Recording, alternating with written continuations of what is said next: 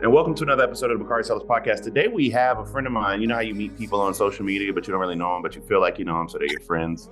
But I have Terace Garnier, who has written an amazing new book that we're going to talk about, has lived an amazing life. And after we just celebrated Veterans Day, I felt like having her on the show today was very important. So how are you doing today, Terace? I'm doing wonderful. And thank you so much for having me. And thank you for helping me promote my book, which I have right here called No Longer Silent. So I'm really excited to tell your audience all about it, especially in lieu of Veterans Day, which is when I actually released the book. For sure. So, my show is unique in that we ask all of our guests kind of the same first question. And we start each one of our shows the same way by having our guests walk us through the arc of their careers. And you've had a military career, you're an advocate, you're Miss International World, and you're a journalist. Talk us through each of your career stops and talk about what's keeping you busy now. All right. Well, let's see how I can keep this short. So basically, I lived in Japan as a civilian and I was going to school there, and I decided to join the military as a broadcast journalist. So I joined the Air Force as a broadcast journalist, went to DIMFOS, which is the Defense Information School at Fort Meade, Maryland, and then got sent right back to Japan. So while I was in Japan, I was an anchor, a reporter, radio show host. My name was DJ Fructis for Eagle 810. And I did that for a while. And then once my tour ended there, I got stationed at Joint Base Andrews, where I did a lot of the POTUS missions. During that time, I would escort the media off and on base to see President Obama at the time. And during that time, I like to joke and tell people, I was like one of those old school rappers with like a bunch of cassette tapes in their trunk, except I had a bunch of DVDs with my demo reel and my resume on it. So every time I would escort the media, I'd be like, hey, I'm getting out of the military soon. Would you be my mentor? Because I want to be a reporter. And I would give out these demo reels. And so long story short, I ended up, as soon as I got out of the military, going straight into network news. And I did that for a few months, but I told them when I signed with them that I had been accepted to Syracuse University and I was considering going to get my master's. And so basically I ended up leaving there, going to Syracuse, get my master's in broadcast and digital journalism from Newhouse. And then I was immediately hired by the same network as soon as I graduated. During that time, I became a regional reporter in South Carolina. So I covered the Carolinas, Georgia, Tennessee, Illinois. Any breaking news that happened, I was on the spot for it. I did that for 2 years. And then I went to Florida, West Palm Beach, where I did local news. And after I did local news, I came to DC, where I accepted a job at Newsy, now known as Scripps News. And I ended up becoming their first Pentagon correspondent. And I did that until 2022. Once my contract ended there, I decided to take a year off because, I'd lost a lot of family members during the pandemic. And one thing that I learned was, the news will always be there, but your family might not be. So I had to prioritize that. And so during that time, visited family, did a lot of networking. I ended up anchoring the Roland Martin show, doing a lot of cool things, being in a couple Bowflex commercials. So I got into fitness modeling, did a pageant and raised awareness about homeless veteran women and their children, raised thousands of dollars to help house those veterans. And then I did a pageant this year, Miss International World, where I got to compete against 22 other women from around the world. And I just got crowned about 3 or 4 weeks ago. So it's been an amazing journey. And now I can say that I'm an author who just published my first book, my memoir called No Longer Silent. And it's a book about overcoming trauma. So let's talk about the book. That's the reason you're here. No Longer Silent is out on sale now as we speak. What's it about and why did you write this book now? No Longer Silent is my memoir that I released on Veterans Day, and it's about overcoming trauma. So as a child, I was raped from 5 to 7 years old, and it goes into the trauma that I had to endure and overcome during that time in my life. And then later on, while I was serving in the military, I was raped by a service member. And so it kind of goes into all the traumas that I experienced, from domestic violence to military sexual trauma to child rape, and how I was able to overcome it. Basically my healing journey. But most importantly, it's more of a guide book, so to speak, for those who have gone through it. So it kind of helps them walk through the process. If they want to report it, what should they do? What should they not do? If it's a family member and they think something's happening with one of the kids that's around them, how do you know? What are the red flags? How do you talk to them about that? And so basically, I wrote this book because I wanted to help others who had survived those kind of traumas and help them understand and feel like they're being heard, feel like they're being understood, and that I believe them. I understand what you're going through, and I'm here for you. And I want to help you learn how to take your power back. And so that's why I'm so inspired that to have been able to write this book. And I want to also point out the significance of why it came out on Veterans Day. This Veterans Day was the 10-year anniversary of when I was raped in the military. And so for me, Veterans Day from 2013 up until this year was not a good day for me because it would always trigger me.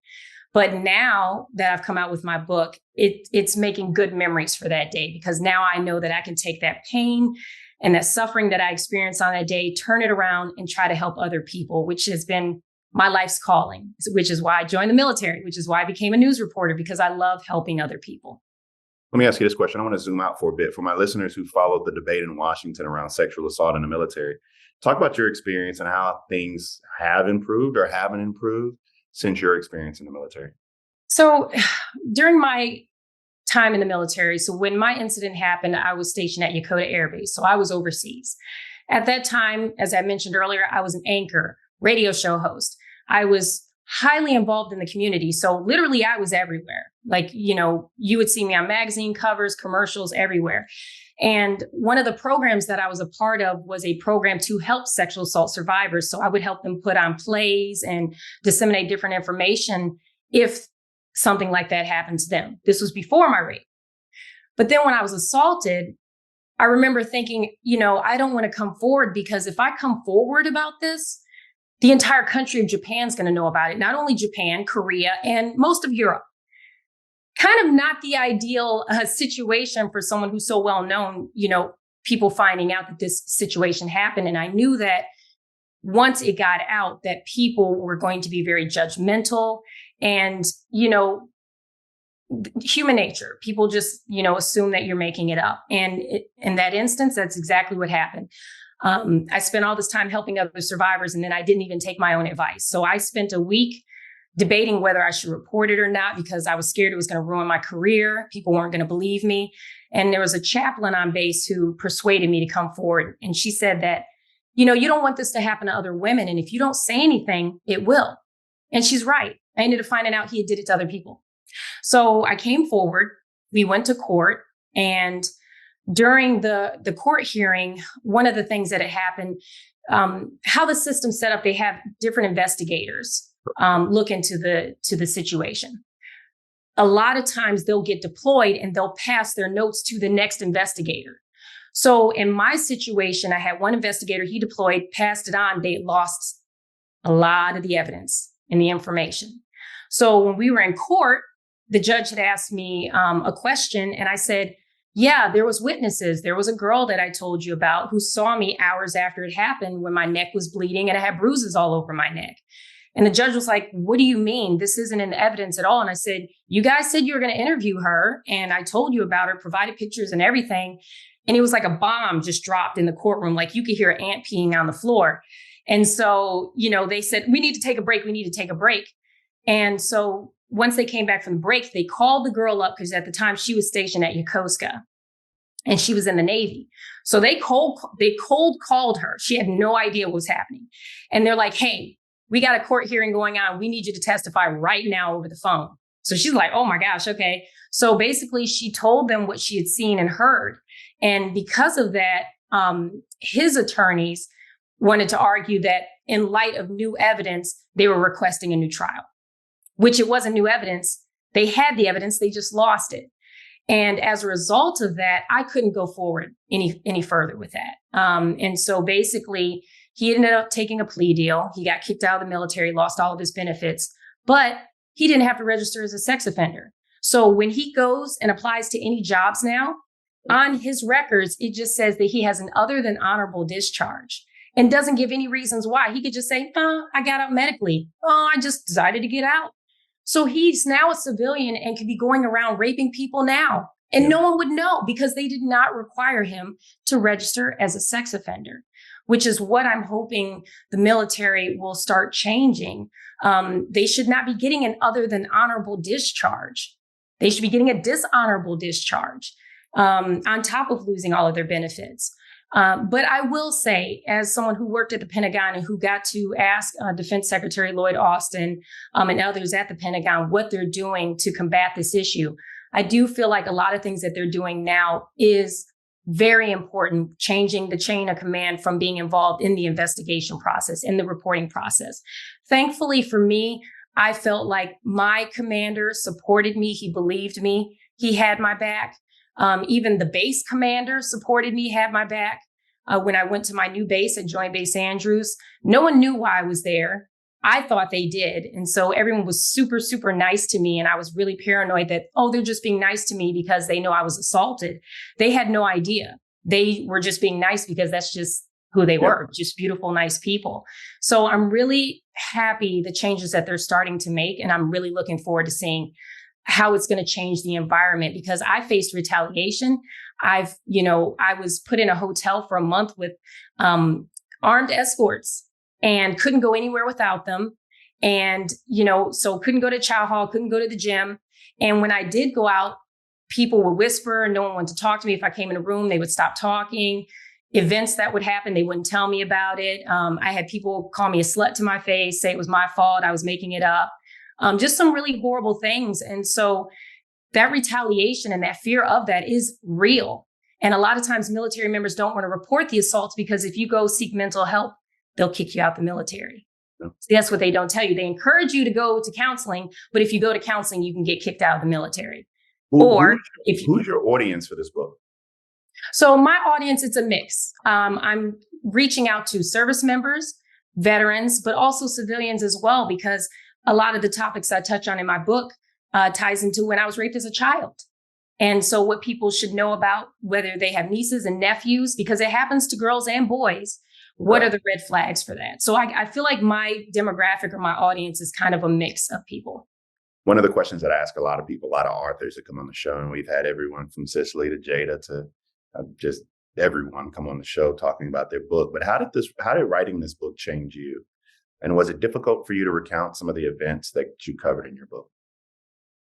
It was very difficult. Let me start with your first question. So when the pandemic hit, I had decided that I wanted to start deep diving into some of my childhood trauma and start healing from it. So this is my healing journey.